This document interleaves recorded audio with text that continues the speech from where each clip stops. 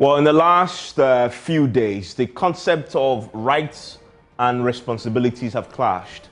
We are now having a conversation, where do we draw the line? Because as we've seen, the state apparatus is coming down hard on those who seem to be taking the rights for granted, or indeed not including responsibility to that exercise of the rights. But there are many opinions on this, and we're going to get to the heart of this conversation tonight on PM X-Ray. So stay with me.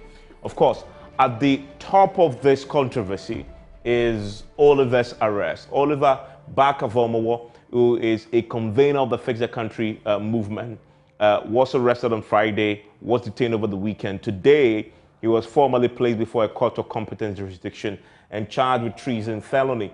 And of course, his comments that he had made, posts he had made on Facebook, formed the basis of the police's case against him. In fact, today, we are learning a bit more about the police's evidence against him because we've secured court documents detailing the facts of the case. Some of the details we're learning pretty intriguing, including the police telling us that he actually mounted a surveillance on him after somebody filed a complaint. So we're learning about that also today, that somebody indeed filed a complaint in Ashaiman.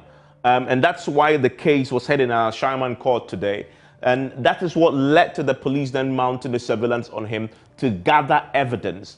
And they got to know when he was arriving in the country and picked him up when he arrived at the airport. The second intriguing thing we learned today from the police's documents that we have is that the police say, well, they all again have evidence, and we'll have to produce this before the courts, that suggests that Oliver traveled from the UK to Ghana with the intention of executing that agenda to overthrow the Nana Addo Dankwa Akufo-Addo's government.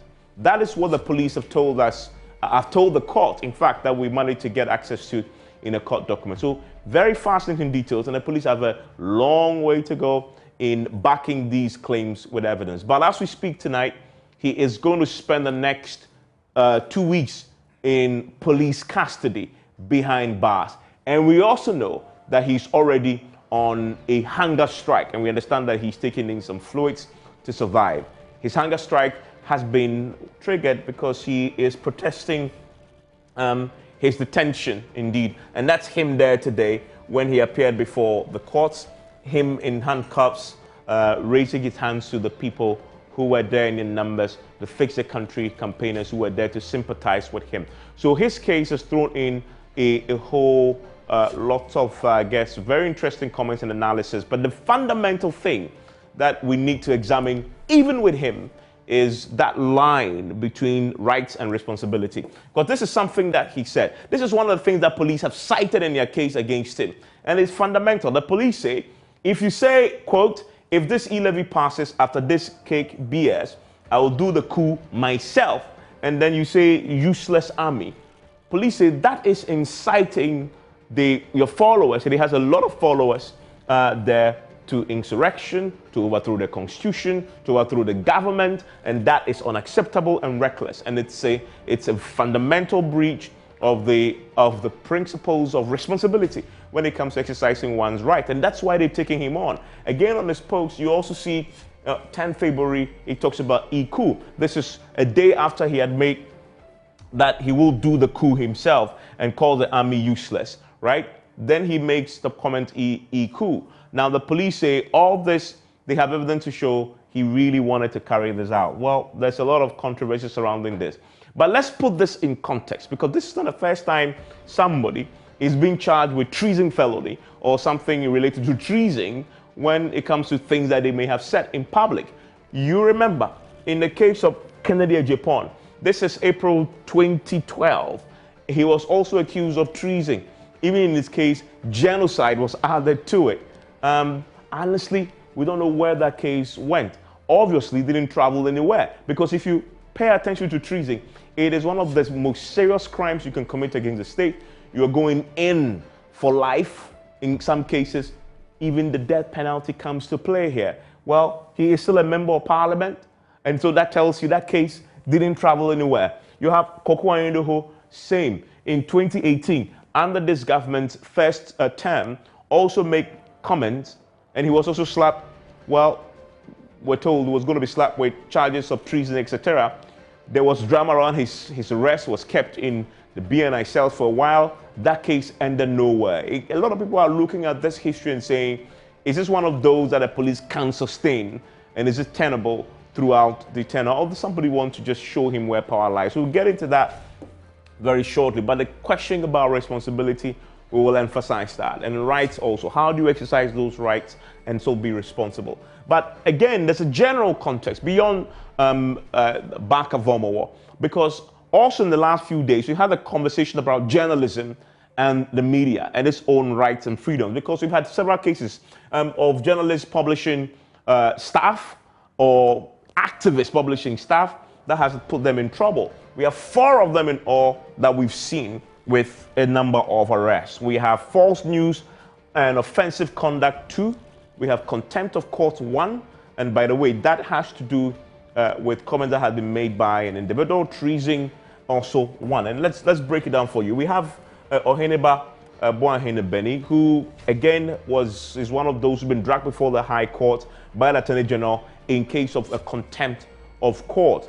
And this is what he said, that he has in his Facebook video that President Akufo-Addo has met 3 Supreme Court judges to influence the decision in the 2020 election petition. I mean, the police, of course, and the judiciary believe that this is fundamentally reckless because he hasn't provided any substantial evidence to back this point, right? I mean, you cannot make this point and get away with it. In fact, Manas Azuri Awoniwu, who is joining me, says his penalty that was inflicted on him, it's pretty lenient, by the way, because you cannot malign the entire Supreme Court and expect to get away with it because you are exercising freedom of speech. And so, of course, the government must come down pretty hard on people such as that who make pronouncements like this that again throw our whole constitution and democracy into disrepute. And so we have this case with him, 3,000 cedis in prison for 14 days. He's spending this in jail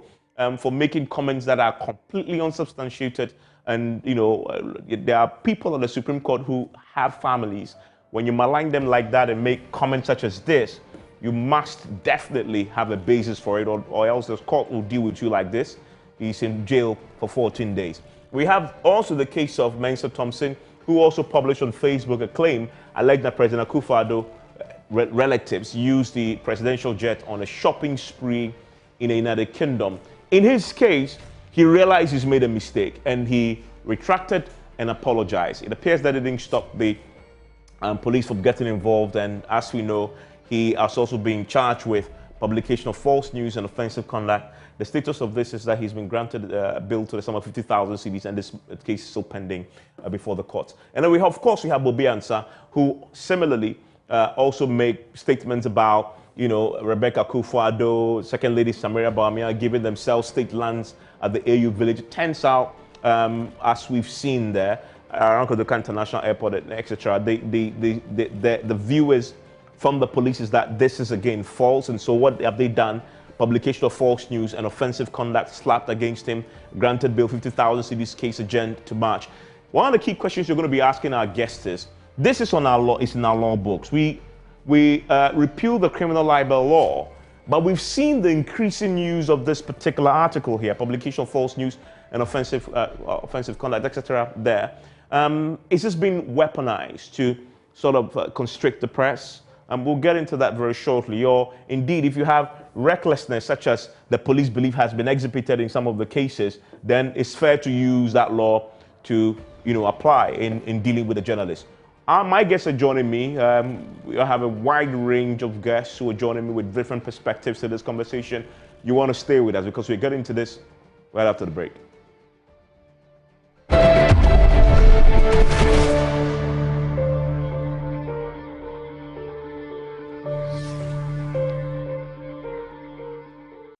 And thank you very much for staying with us here on PM Express. My guest joining me tonight, we have Ken Ashigbe. Of course, he's a doctor, Dr. Ken Ashigbe, a good friend of mine who's joining us right now. Vansumizi, head of the Chamber of Telcos, and he's been in this industry before, but he's a champion for rights of free speech and journalistic freedom to do their work, and he's been fighting this for so long. When I say this, what is this, rather? Because as we said, where does he even draw the line there between defending the right of the journalist to free speech without being assaulted and beaten the line of duty and arrested and molested, and also the journalist being responsible? So I'm happy that he can join us. We have Suleiman Abrahama is Executive Director of Media Foundation for West Africa. The thing I like about Sule is that they, at the Media Foundation for West Africa, do a lot of work in monitoring the conduct of the journalists, but also taking on state powers when they abuse journalists in the course of their duty. So he has evidence of what goes on in both worlds. And so he comes to this conversation with a very unique point of view there. The man who stands to defend the journalists, but also calls them out when they breach the rules of the ethical rules of the game. Martin Kwebu is a lawyer, always a delight to talk to him on this subject. Manasseh Zuriya has a very provocative position out on this matter. In fact, one of the things he said in that, it's on myjournallive.com though, you can go and look for it and read it. He says the 14 days jail term, I think, that was slapped on one of our colleagues was lenient. I would ask him why he thinks so, but he's editor-in-chief of the Fourth Estate and Anti-Corruption Crusader. Thank you all for joining me. And of course, in the studio with me is Okatachi Frifa Mensah. He's a member of the Fix the Country movement. And I'll start with him because he's been there with Oliver, whose case, of course, is grabbing all the headlines today. Okatachi, so you saw him today? Have you seen him today at all? Were you in court? I actually saw him last 2 days. Good evening to your listeners and those watching us on Facebook. I actually went to the police station, which is Ashaman police station, yesterday and last 2 days. That was after several hours of roaming about in Tema, looking for Oliver, but we couldn't find him. Surprisingly, we had gone to Ashaman police station and the commander had actually asked us that he is not there, he's at Harbour. When we went to Harbour, they said... So somebody had tipped you? Yeah, eventually after 24 hours, then somebody tipped us that Oliver is there. In fact, when we got to Ashaman, the suspicion was that there was so much security presence, which clearly stated that there's something going on there. So later we came there with a much more force, and the police had to tell us the truth that yes, indeed, Oliver is there, and he's refused to eat for more than 24 hours. Nobody knew his whereabouts. So we had a conversation, myself and Bernard Mona, with the Member of Parliament for Ashaman, which is NSW. We went to the police commander, we had a conversation with him, which we asked that he will be released to us because obviously the commander had made a comment which suggests that he was done with his investigations and they were going to charge him with offensive conduct, not treason. Now, Intel has said that only last night around 8 p.m. that a call came through that they should change the charge sheet to treason. So if you had done your investigation, you were done, at least you could release Oliver, and upon demand, the Member of Parliament was ready to be a surety and bring Oliver back. But the commander said no.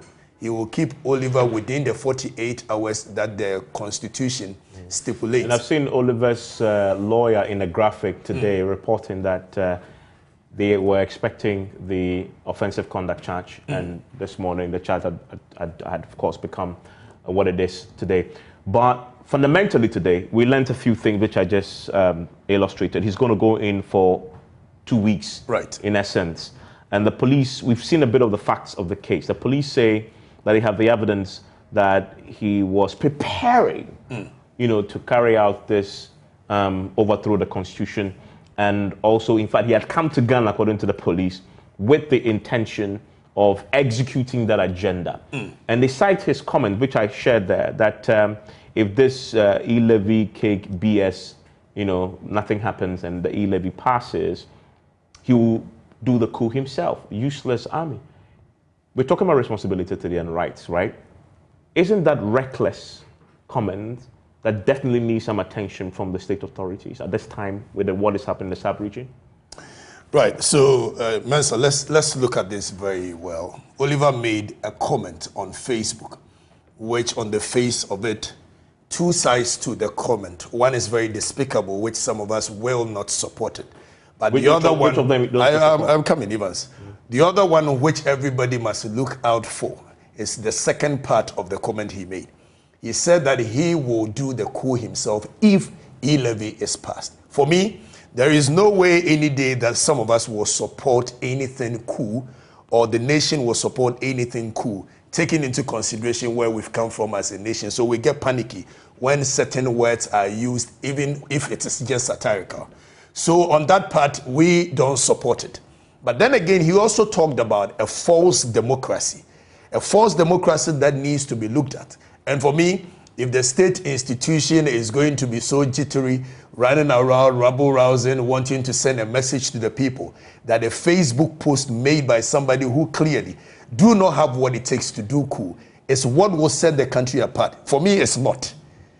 They should be looking at the real issues, which this fake democracy we've created, fake system we've created, the pillars that holds it, all the pillars have become weak.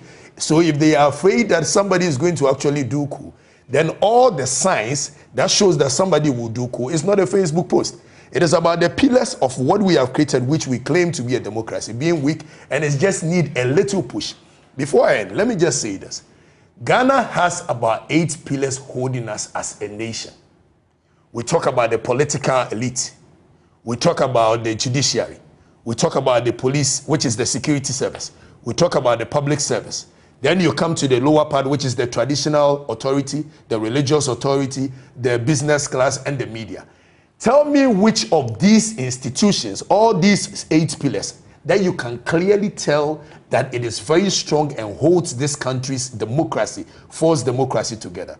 So what Oliver said, the part that he talks about coup, we all get panicky because of where we come from as a nation.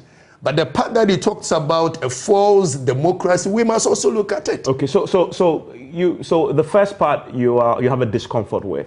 So he must be held responsible for that, which the courts are going to do now. If he must be held responsible, I don't believe what he must be charged with is treason. Okay, hold the thought there because we'll come to that very shortly. I mean, Dr. Ashigbe, tell me something. Where do you draw the line in Oliver's case? We'll come to the journalist's case shortly because I want to treat that separately.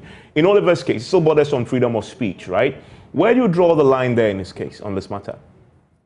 My difficulty is speaking about a case that is still fluid, in court. But for me, who has been a student of media safety, media freedom, and the freedom of expression, and who was in this country where criminal libel was repealed, and also as a lover of the Constitution, I am very worried when we seem to be using criminal intent to want to deal with challenges. But you see, in the past, I was one of those who said that I will not discuss media brutality in the same breath as talking about responsibility of the media. But unfortunately, the things that we're beginning to see in the last few days, few weeks, the level of recklessness that we're seeing definitely is not acceptable. And I'm not too sure any of us can justify any of the comments that we've had, be it, right saying, insulting the army as being useless, and in the same speech also talking about a coup. But I am not too sure that, treason and then the Gestapo ways of arresting those who do this is the solution to dealing with that. You go into the Constitution, and the Constitution is very clear about how we ought to deal with this. And I know that the whole social media is a new creation where you compare that with the Constitution.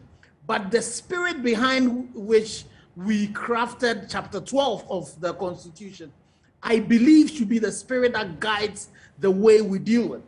We are in the dispensation where the president, our current president, was the champion who repealed criminal libel. And so I believe that same spirit should guide the way we deal with situations like this. But definitely, we cannot have journalists, we cannot have activists, say some of the things that we say, be it on social media, be it on traditional media, that level of irresponsibility, that level of recklessness does not help those of us who, try and push to say that one of the fundamentals that underpin our democracy is the freedom of speech. That level of recklessness gives power to those who would want to shoot down, this particular freedom we have. It gives them ammunition to do the things that they do. So because of that, I am worried when I hear statements like that. I mean, Manasseh, did Oliver cross the line? Once he definitely crossed the line. And I must say that this is somebody I really like. I like people who are bold. I like people who are outspoken.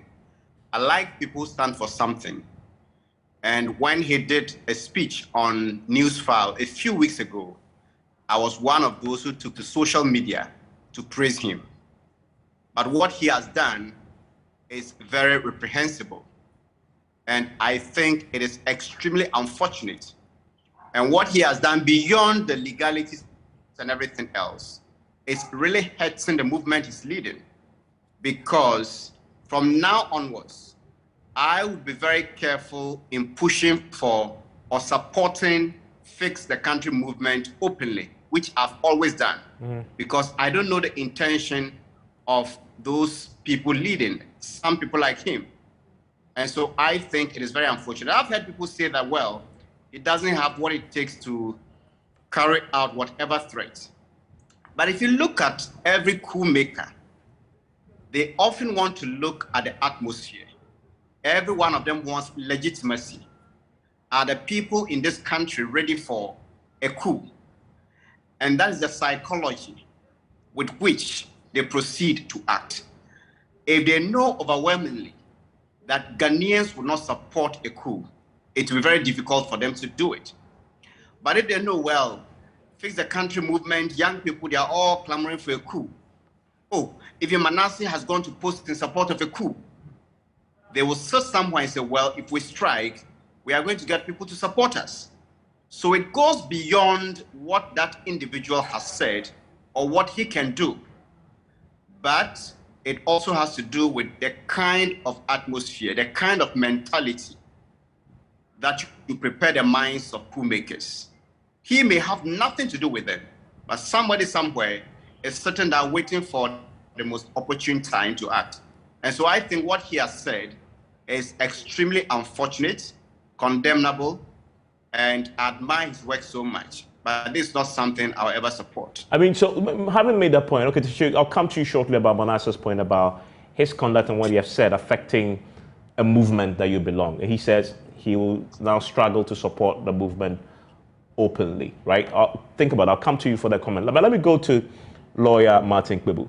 I mean, Mr. Kpebu, so I think there's unanimity that, I mean, at least around this table, including even Ketuche, who himself is a convener of the group, that what Oliver said was just crossing the line there.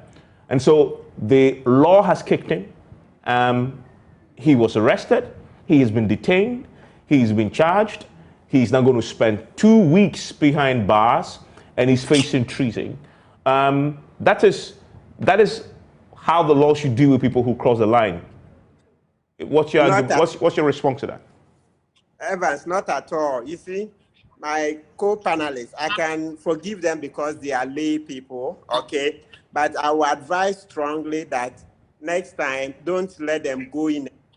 Manasseh is my good friend, but on this occasion, he has also definitely crossed the line. When a man is facing the law court, you don't go in and do this. No. Manasseh, please. Okay, give him his day in court. Evans, you see, at a point I wanted to step in, but but definitely next time, don't let it happen. Don't prejudice his case. When a man is before the law court, let's not get in there. He is innocent until proven guilty. Innocent until proven guilty. Let's give him his day in court.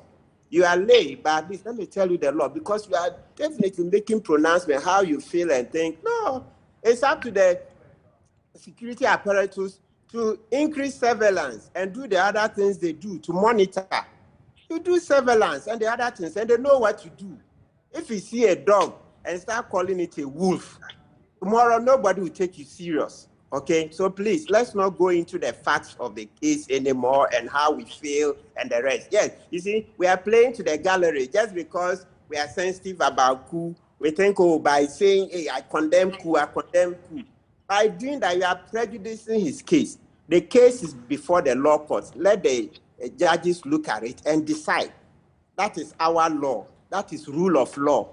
Give him his day in court. Now, but he has a day in court. I mean, his day in court has come. I mean, it's that regardless of what we say, that case will continue nonetheless. And I don't think there's a suggestion that because of what we say, he might lose the case or not. No, you are repeating public statements against him. No, let's not do that. This is also very, very serious. Let's not do Martin, that. I agree with you. Martin, I completely agree with you. And it was why I said that I really was struggling at the beginning for a case that is live, to really be making pronouncement. It's the same thing about Bobie as well, because the case is not decided, the case is in court. So I think it's really important. I think the point to make, it's a really important case that we need to make. Yes. Thank you, Doc. Yeah, I knew it. Oh, I was very happy when Dr. Shibe said he was struggling too. That was a good thing. Yes, that's good. So it's fine. We are building the democracy together. So Evans, I thought that Manasseh, you'll be more interested in the way the state has abused this gentleman. First of all, he didn't get access to his lawyers more than 24 hours on. That is what we complain about. You take the man into custody, somebody who didn't even have a knife, and 26 hours on before lawyers get to see him. Oketechi has told us. Number two, they detained him beyond 48 hours. You remember, look, Saturday morning, some of us even took to social media and granted interview where we reminded the police that, please, the Supreme Court says 48 hours is 48 hours. So if you don't intend to grant him bail, activate the processes so that you could go to court either Saturday evening or Sunday. All of this fell on deaf ears. So the police intentionally breached his constitutional right. That's under Article 14, Clause 3. That is what we should be worried about. Because as we continue to condemn, we are strengthening the hands of the oppressor. As you condemn, you strengthen the hands of the oppressor. The police are oppressing us. We will not take this oppression from them. We all live under this single constitution. They must play by the rules. And you see the third mockery they've made of the constitution. Today, they chose to take him to a district court that cannot grant him bail. So have they taken him to court? If you take a man to a court where he cannot apply for bail, have you taken him to court? I'll leave viewers to judge that. So please, the emphasis should be the way the police are taking us for granted, the way the police have abused us and are abusing the constitution, and yet expect that we'll cooperate with police. It doesn't happen that way. It doesn't happen. The police must be told that the country doesn't belong to them alone. The fact that they are holding guns doesn't mean that they can ride roughshod over us. No, they are there to serve us. They should stop the lawlessness. Because if the police doesn't obey the law, then citizens too will not. And if they think they can arrest citizens, then very soon their cells will be full. There will be no space. I mean, come on. We saw today in the case before the court that he's going to spend an additional 2 weeks behind bars, of course, because of the severity of the case before the judges. We're talking about treason felony there. How serious a crime is that? What does the law say about that? Very, very serious. Evans, it goes for a maximum sentence of life imprisonment. Maximum. So from you take it fine, years in prison, 1 year, 2 years, 3 years, up to a maximum of life. Up to a maximum of life. And that's how come this is very serious. So Evan, before we continue on the severity, one more line. So you see that the effect of the faux pas, that intentionally wrong step the police took by taking him to the wrong court. So the judge says keep him for 2 weeks. Now, by the time lawyers turn around, file a formal application in court, get the AG to respond, the judge will look at it. The fastest will be 1 week. I'm yet to see a situation in which this type of case, they can finish the bail application in less than a week. And as for a week, I haven't even seen one. Most likely, you are looking at 2-3 weeks. That's very fast. So the police have really, really prejudiced him. And it's just not good. Just not good. And so we must say it with all the force we can muster. If you see a dog and you call it a wolf, very soon, nobody will take you serious. I mean, stay with me, Martin. Yes, okay, did you? But Evans, can I respond sorry. Let me answer. Forgive me. It will be proper that I finish. Yes. What he said. So he can address. I'll give you a chance to do because you are with me in the studio. Manasseh, yes. Yes. I think I was asked a specific question to which I answered. Yes. But you did. My good friend Martin Pebu will read my Facebook post. There is a post I did on Saturday titled Due Process. And in that piece, I took the position he has taken, that no matter what he has said, he has his rights. And I said in that post that the fact that someone has been arrested doesn't mean he must necessarily be charged or taken to court. There are times the person can be cautioned and left, and surveillance being done, or if they don't find evidence after arresting him, he can be left alone. And so on that point, I very much agree to what he's saying. And it isn't only one position one has on a matter, but in this case, I answered a specific question. But as to the rights, I have a long piece on it on Facebook, and my view is that he should have been cautioned and perhaps left alone. And this issue about access to his lawyers, I discussed that. Okay, did you? Okay. So, sorry, I'll come to you, Martin. I'm going to help with the show on this. So you were talking about Manasseh Azure saying that he cannot support fix the country. The bigger point he was making. Right. I mean, no, I heard the bigger point. Because of what has happened. I heard the bigger point, so you don't need to remind me of the bigger point. But I want to remind Manasseh. Somebody made a statement to this nature. I am very concerned that sooner or later, militants on our side, convinced that the states cannot and will not protect them, may take measures to protect their interest, themselves and their loved ones. Events will then be out of control, driving all of us towards a point of no return. This is a very serious statement which was made by Nana Addo Dankwa Akufo-Addo, the president, in 2009. But still, Manasseh supported him to become president. Nana Addo in 1999 made unfounded allegations. How do you know that? Manasseh supported him to become president. Now, 1989, Nana Addo, through his Statesman newspaper, made unfounded allegations against J.J. Rawlings, a sitting president, and Nana Akufo-Addo Ajima Rawlings. Manasseh supported him to become president. So if Manasseh think, because of what we perceive to be an unfortunate statement from Oliver, he cannot support Fix the Country, he can be pardoned. But then again, let us put it on record that not all things that are immoral is not, unlawful. What Oliver said may be immoral, and the Ghanaian people are not ready to hear it because of where we come from as a nation. But the law, let's look at what the law says. That is what Martin Pebu is saying. Let's give him a field day in court. But when he says reprehensible, obviously you are saying he should be punished, or better still, he needs to face the rigors of the law. What I'm saying is that what Oliver said, a portion is not what we support, but a portion we must also look at it. Do we have a false democracy? If we don't have a false democracy, how can you put somebody in the cells for more than 48 hours when the court, in fact, Supreme Court has made an emphatic statement that nobody should be put in cell beyond 48 hours? And there are processes for dealing with it. Martin is a witness to that. He is taking this on other courts and warning cases, challenging the state and the democracy for taking this up. I mean, I want to switch quickly because myself and you, we are journalists, and I mean, we work in the media. But Oliver, it's not the only subject in this whole conversation about rights and responsibility. I want to return to that broader theme here, which emerges. And we've seen other journalists and activists, as I illustrated and catalogued at the beginning, also arrested and charged, but using a particular part of the law. I would bring in Martin Pebu shortly on that point. But I want to bring in Dr. Ashigbe on that point, on the journalistic practice itself now, and the risk that, you know, many have said in the last few days that we almost seem to be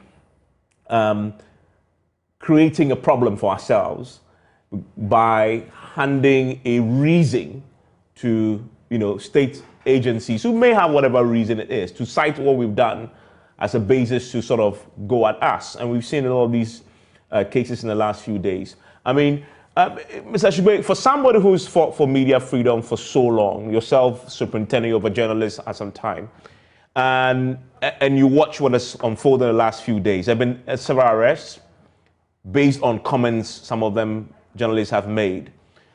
Generally, do you get a sense that we are possibly eroding the confidence that we, you know, the public have in us, for which reason we serve them on a daily basis, and we become the mouthpiece holding the fourth estate of the realm, of course, holding the government accountable to the people, stand in the middle, and sometimes we may compromise that based on what we say and do. Does that concern you at all? Evans, I am extremely concerned. I am extremely concerned, and I see a lot of the things I see when I was managing the media from my time as general manager of Joy FM, you know, all the way till when I left Graphic as managing director. A lot of those things would not pass the ethics of the business that we had. And no journalist who worked for me would have stayed,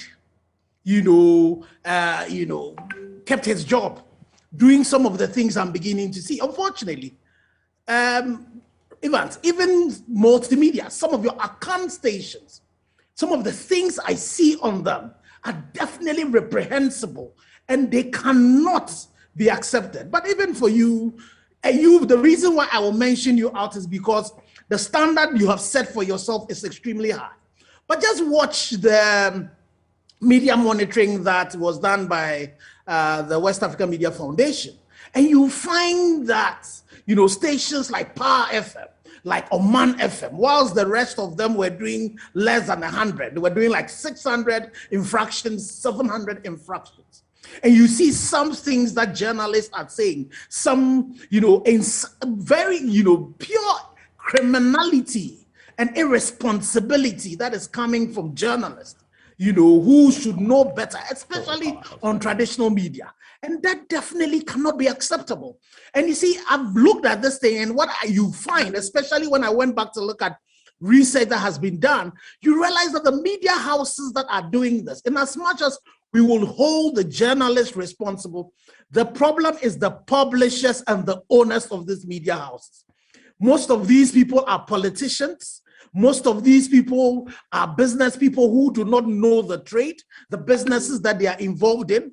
They allow, these journalists to do things for their own parochial interest, or they leave them to do what they're doing. And then when it comes to times for elections, then they come back to it. And so there's no guidance at all. And the abuses that are coming from these minority, and the point would have to be made, these minority are actually eroding the basis of the trust that we have in the people. And see, Evans, watch this. When the constitutional review was done, unfortunately, a lot of Ghanaians thought that the repeal of the criminal libel law should be overturned. Because people have thought that we're getting to the point where some of media persons were using the power of the media as totalitarian power to also exact, the things that we all did not sign up for. So it is really, I think that I have changed my whole perspective that says that in the same breath that you discuss media brutality, don't bring the issues of irresponsibility. Because what is happening is that the few irresponsible ones are now becoming the reason why even the responsible ones, like, Latif, will have their skull broken, like Manasseh himself would be attacked, like Ahmed Suwale, would lose his life. Like all the challenges we face, we are allowing these few people to become weapons in the hands of those who brutalize. But listen, brutality of any journalist. And so we have the current situation of the journalist that was arrested and maltreated in Takrady that is still pending. My only worry with all of these things, another worry I have is that the alacrity and the speed with which the Attorney General will go to court and get the gentleman, incarcerated for 2 weeks. We don't see that the same alacrity when Latif's head is cracked at the police headquarters that has all CCTV cameras. When Ahmed Swale's case happens, we don't see all of that. There's a situation of Pius Kwame, who was shot by a gentleman who's supposed to be a national security person on the night of the election. That particular case, over a year ago, every time they go to court, the case is adjourned. As we speak, the gentleman has had 4 surgeries, Manasseh. He's still waiting for the bones to heal, but that case has not gone to court. So we, in the same way that we're seeing the state move with so much alacrity, go to court and exact their pound of flesh, and sometimes even with a pound of, with blood attached to it. We want to see the same one when, the rights of journalists are abused. So definitely, we need to start calling out these charlatans among us, both the journalists themselves who are being reckless, but most importantly, the politicians, the business people who have been given licenses, who are running media houses that are weaponized and are breaking the laws and are giving powers to people to brutalize us. We need to call them out as well. No, the back of what we just heard from Dr. Shigbe. So how do you deal with this problem then?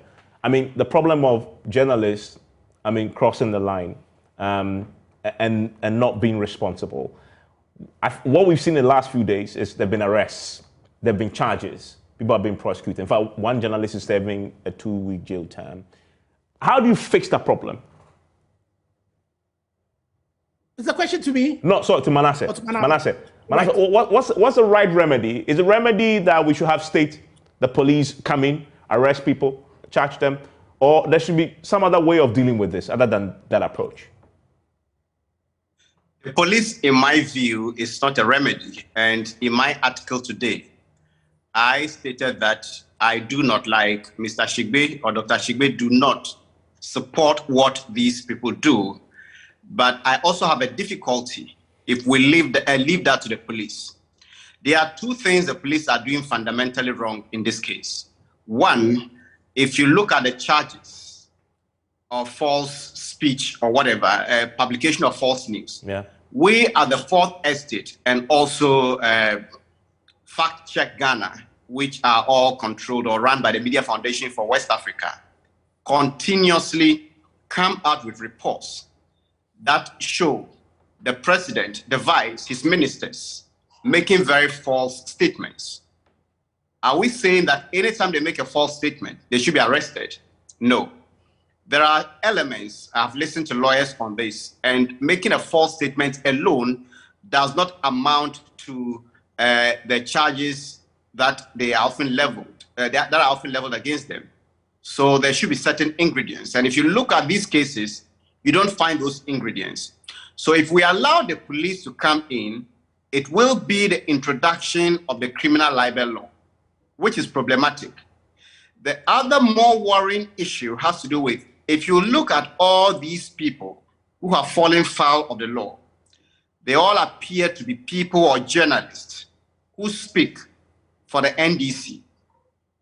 We know from monitoring by the Media Foundation for West Africa that we have stations that are also aligned to the MPP.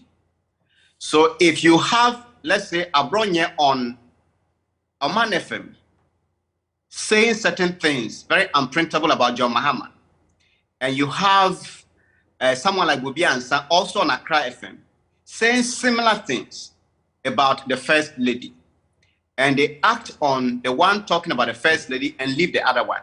We know what Kennedy Japan said before Ahmed Swale was killed, and nothing has happened to him.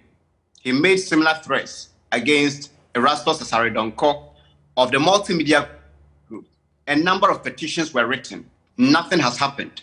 So if you look at these 2 incidents, one, beyond the fact that the police may be abusing those two provisions in the criminal code, that's section 207 and section 208, about publication of false news and offensive conduct, beyond the abuses, there is also some level of selectivity, even in how they tend to abuse those ones. So I will not say the police should come in.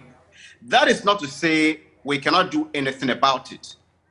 I believe greater responsibility must go to the publishers of these media platforms houses on which these journalists make such pronouncements. I mean, besides, stay with me, Manasseh. I want to bring it. National Media Commission should step in. Okay, I mean, I'll come to the National Media Commission, but you work with a station that is owned by, it has ownership of political ownership, correct? I'm pretty much sure everybody has a station that is owned by. I mean, but I wonder how you react to that concern. I was going to react to my father, Ken Ashigwe's assertion that people from the Chi-speaking stations, one way or the other, are reckless in how they do things. That assertion cannot be true. It was painted as if it comes from mostly the people who speak Chi languages. Let me give you, this is not anything new. Whatever is happening to us today happened in the past when Ora Ken Ashigwe was managing Joy FM and the rest. In 1999, I don't know at that time if it was Ken Ashigwe who was managing Joy FM. You and I know that there was a false publication about J.J. Rollins, that a certain bodyguard of J.J. Rollins had actually said that J.J. was the one who instructed them to kill a certain Catholic priest in 1999. And the point is? The point is that these reckless statements are not always made by the people in the tree-speaking environment. Then he went ahead to say that these are actual criminality. We have made this case over and over, that nobody should and can criminalize speech. If that is the case, then Nana Danko Akufo-Addo at that time, who owned the Statesman newspaper, that spearheaded these falsehoods, he should have been behind bars. Look, who is the complainant in this particular cases that we've charged all these people with? Is it the president? Is it the first lady or the second lady? The police can act themselves, can they not? There should be a complainant when it comes to criminal issues. Martin Kpebu is with me. Let me clarify that because me and you, we are not lawyers. Martin, I mean, in the cases that we've seen using publication of false news and, conduct conducive to the breach of the peace, etc., does the law require a complaint? Oh, yes. Yes. There has to be a complainant. So, meaning that, yes, he felt a crime was committed and then he comes forward to report. Yes, but the other thing is that police sometimes act as complainants. But in these cases, they don't say so.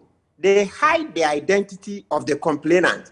Say, we're told based on an intelligence report, we did X, Y, Z. And yet, they end up with a specific complainant. So it's not clear. Evans, and let me say this. Look, this is how it works. If sometimes somebody thinks complainant is not important, a complainant, when he goes to the police station, he is given a form, or if he cannot write, the police will write. So you speak Tree or Abani, whichever, and then the police will write it down in English.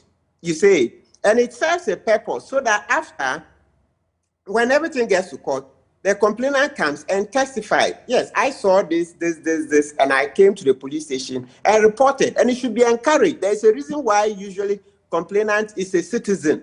Okay, of course, nothing in the law says that police should not be complainants. But these politically motivated cases, you find that they are hiding the identity of the complainant. You're not suggesting that the cases we've had recently are politically motivated, are you? Well, that's their color, because they say the person has said something against the president's wife. Yes, that's what it is. It's political in nature. It's not an ordinary citizen. Once it's touching the president, and we all know that Accra FM is seen to be for opposition. It's political. I'm not the one saying it. No, I've not said it. It's just based on the fact. Bobier, everyone knows that when Bobier talks, then they'll say he leans towards the NDC. I mean, so I guess the clarity I'm asking is, the charges and involvement of the police, you're suggesting that the police's action is politically motivated, or the action itself is politically motivated because it involved people who work for a politically owned station. Just a clarity there. Say that again. I mean, are you saying that the police's charges that they filed and the police's action is politically, Yes. and the police are politically motivated? Yes. Why is it political? Because they are doing it to, what do you call it? To be seen to be doing, they are doing it because it involves a big politician. So I see it as politically motivated. Okay, stay with me. They are doing it to. Stay with me. You were making this. I was making a point to the effect that who are the complainants in this case? In the case of Asepa, it was actually a statement that was made against the president. Mind you, the president cannot be sued, neither and his family. And his family. To okay, just like J.J. Rollins in 1996, a statement was made from the Free Press against J.J. Rollins, Nana Akufo-Addo Ajima Rollins. Then we said that J.J. Rollins could not have put the likes of Ebenezer Kwaku in prison because that amounts to criminalization of speech. Nana Akufo-Addo, who is the president, actually spoke against it in 1996.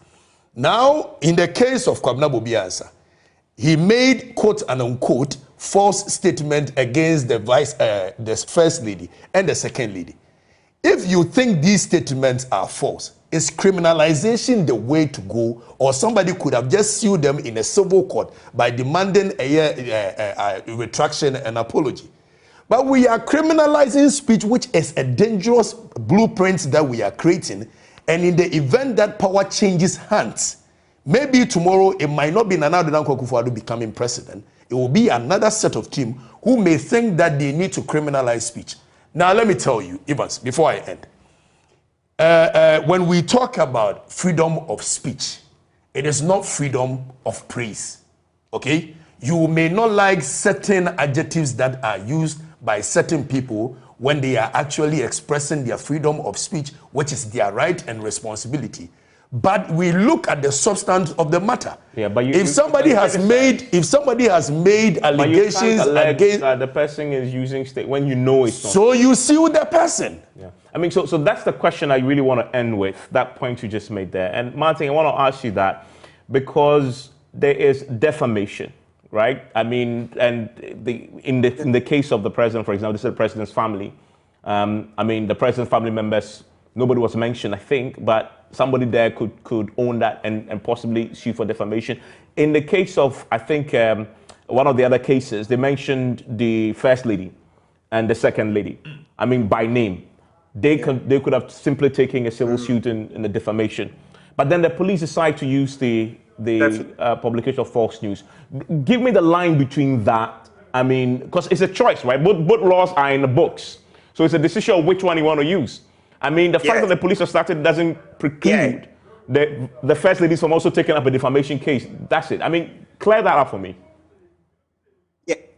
Yes, the line is that this is the context. By the president leading the charges for the repeal of the criminal libel law, we had drawn a line under the sun, okay? Right? Trying to say that for us, we'll use civil means to deal with the excesses of journalists. And that is what the president himself had been railing for. So it beggars belief that today he's superintending over us, and yet the criminalization of speech is flourishing with reckless abandon. Oh yes, between last week and this week, you've seen the number of cases. So that's the big, what do you call it, contradiction that we shouldn't allow to fester. He led the charges for the repeal of the criminal libel law because he wanted to use a civil means of dealing with the excesses of journalists. And that is the trending practice in advanced democracies. So the use of this section 208 about publication of false news, we have to stop. Then otherwise it's become, the value is the same. Whether we repeal criminal libel law or not, the value is the same. It's a shame. It means we really, so like they say, the goat dance. You take 4 steps forward and then you take 2 backwards. So we really... final quick thoughts, Dr. Shibi, on that. On dealing with this threat that you've so articulated about journalists themselves eroding the confidence that people have in us. So if not that law, how else do you deal with this? Manasseh has told us what he believes should happen, but you have to crack the whip at some point. See, but the cracking of the whip, and I think my brother Loyakwebo has made that point already about, the way these things we have decided that it ought to be. We cannot criminalize free speech. So we definitely, and the Constitution, if you look at it, even talks about what we ought to do, the fact that the rejoinders have to happen. We definitely need to be strengthening the NMC so that in terms of, the powers of NMC to be able to coerce, we need to put that in. There should be a lot, we need to deal with, the source of the problem. And the source of the problem, I would put that back at the publishers, the owners, to be responsible. So we need to be looking at the power that gives politicians. And you see, the point I made, which my brother was, he was pointing out to something that had happened.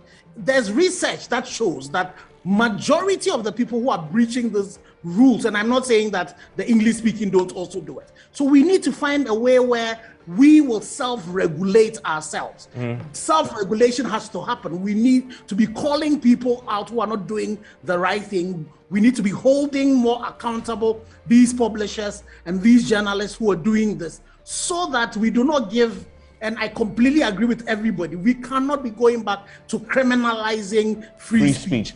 We should use the powers of, the court, and we know Hackman Usuajiman, what he did, that took palaver out of circulation. Even that, some of us complained about that. And now definitely we cannot definitely be using the criminality. So I think clearly there's establishment of two key things. One, criminalization of free speech is a no-no, but we definitely need to do something about, journalists also crossing the line. I'll give you 30 seconds here on this, on Oliver and co going forward. What's the approach by, he belongs to a movement. Right. What are you doing to I guess, I've heard people say free Oliver. Is that something that you want to push forward? Certainly nobody goes to the battlefield and lay his ammunitions in the public. So whatever we plan doing, I will not touch on it. But let me say this. I belong to the Dankwa Dongo Buzia tradition, which is the MPP. This is what we were born into. Now, under Kwame Nkrumah, Dankwa was actually jailed, and he died in jail for speaking his mind. It cannot be under the descendant of Dankwa that a certain person will be jailed for speaking his mind. It cannot be under the leadership of somebody who was touted to be a human rights activist par excellence that somebody will be jailed for speaking his mind. So now the onus lies on this administration that they will uphold that legacy that we tout ourselves with as the connoisseurs of, free speech.